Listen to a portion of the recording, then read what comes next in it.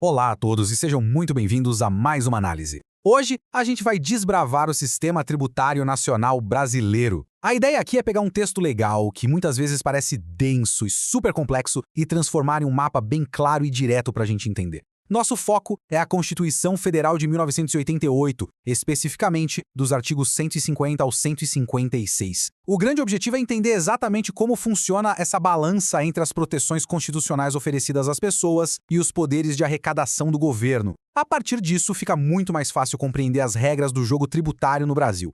A nossa jornada de hoje passa por 4 pontos estruturais bem simples. Primeiro, os limites do poder de tributar. E depois, os impostos divididos por competência, União, Estados e Distrito Federal, e por fim, os municípios. Vamos lá. Começando com o primeiro ponto, os limites do poder de tributar. É o verdadeiro escudo da população. Para começar, surge uma pergunta absolutamente fundamental. Quais são, de fato, os limites do governo na hora de cobrar impostos? A Constituição de 88 não entrega um cheque em branco. Ela atua como um escudo muito bem forjado para garantir que o Estado não acabe sufocando financeiramente a sociedade. Não é uma via de mão única, onde o governo pode cobrar o quanto quiser, na hora que bem entender. Existem travas muito claras aí. E essas travas estão no artigo 150, que é, sem dúvida, um dos mais vitais de todo o sistema. Ele estabelece 6 garantias primárias. Primeiro, a legalidade. O governo é proibido de exigir ou aumentar qualquer tributo sem uma lei prévia. É a regra de ouro do jogo. Segundo, a isonomia. É proibido dar tratamento desigual a contribuintes em situações equivalentes. Terceiro, a irretroatividade. O Estado não pode cobrar impostos de surpresa sobre coisas que aconteceram antes da lei entrar em vigor. Quarto, a anterioridade. Existe um período de espera compulsório.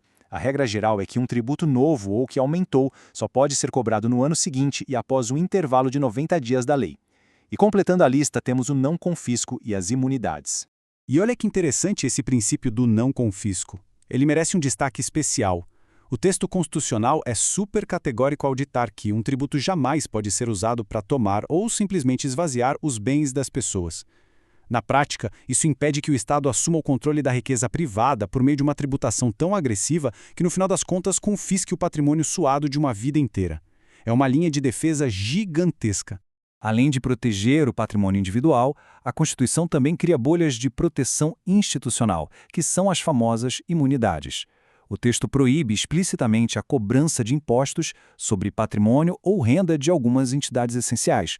A gente está falando de outros entes públicos, templos de qualquer culto religioso, partidos políticos, sindicatos e instituições de educação ou assistência social sem fins lucrativos. A imunidade também blinda a liberdade de pensamento, protegendo livros, jornais e periódicos. O objetivo aqui é super cristalino: preservar o funcionamento de instituições que sustentam a própria sociedade democrática. Avançando mais um pouco, tem um contraste vital entre os artigos 151 e 152. O 151 impõe limites específicos ao governo federal. A regra principal é a proibição da isenção heterônoma. O que é isso?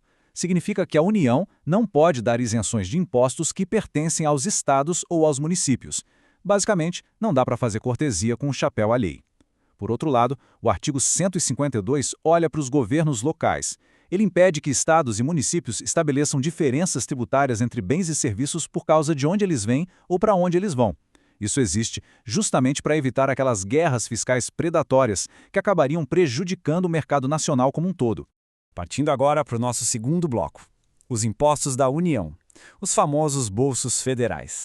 O artigo 153 mapeia aquela sopa de letrinhas da arrecadação exclusiva do governo federal. O foco é dividido em grandes blocos. Primeiro, o controle do comércio exterior, com os impostos de importação e exportação.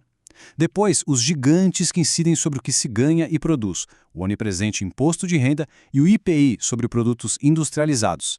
Tem também o IOF rodando no controle dos fluxos do mercado financeiro e de câmbio.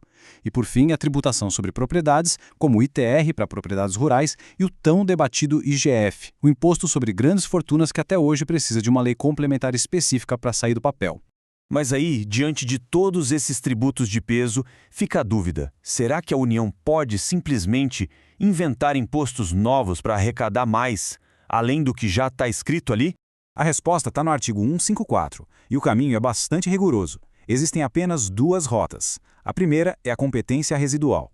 Para usar isso, exige-se uma lei complementar, E o imposto novo tem que ser, obrigatoriamente, não cumulativo, ou seja, não pode virar uma bola de neve ao longo da produção. E, o mais importante, não pode ter o mesmo fato gerador dos impostos atuais. Não dá para duplicar a cobrança sobre algo que já é taxado com um nome diferente. A segunda rota é super drástica, o imposto extraordinário de guerra. Só é permitido em caso de guerra externa iminente ou real. É uma ferramenta tão extrema que, graças aos nossos longos períodos de paz recente, nunca precisou ser acionada. Entrando agora no terceiro tópico, os impostos dos estados e do Distrito Federal. Olhando o artigo 155, o cenário estadual é focado na circulação comercial e no patrimônio. São 3 impostos estaduais básicos. O ITCMD, para heranças e doações, depois indiscutivelmente o maior peso pesado de todos, o ICMS. Ele dá embutido na circulação de quase qualquer mercadoria e incide sobre serviços vitais como o transporte interestadual e comunicação. E o terceiro, que traz aquela clássica dor de cabeça de começo de ano para quem tem carro, o IPVA, referente estritamente à propriedade de veículos. E tem um detalhe brilhante sobre essa divisão territorial. O Distrito Federal funciona como uma entidade constitucional híbrida. Ele acumula as funções administrativas, tanto de um estado quanto de um município. Então, na prática, o DF acaba recolhendo não apenas impostos estaduais, como ICMS e IPVA, mas também os municipais. É uma concentração gigantesca de poder e arrecadação em um único território governamental. E para fechar nosso quarto e último bloco, os impostos municipais, o dia a dia das cidades. No nível das prefeituras, o artigo 156 define 3 ferramentas de arrecadação local. Tem o IPTU, focado na propriedade predial e territorial urbana. O ITBI, que lida com a transmissão de bens imóveis, ou seja, aparece no exato momento da compra e venda de uma casa ou apartamento. E o ISS, que incide sobre a prestação de serviços que não estão sob o guarda-chuva do ICMS do Estado. É assim, focando em imóveis e serviços rotineiros, que a cidade financia a infraestrutura básica de proximidade. Para amarrar toda essa explicação, a gente precisa refletir.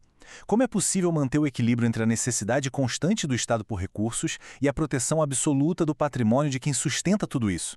O sistema tributário nacional definitivamente não é uma lista de cobranças aleatórias. É uma arquitetura super complexa de freios, contrapesos e divisões estritas. Entender perfeitamente essas engrenagens é o que nos permite enxergar como a economia gira e dita os limites reais do poder estatal na vida cívica. Quais outras regras desse imenso tabuleiro a gente ainda precisa questionar e melhorar para o futuro? Fica aí a reflexão. Muito obrigado por acompanhar essa análise e até a próxima.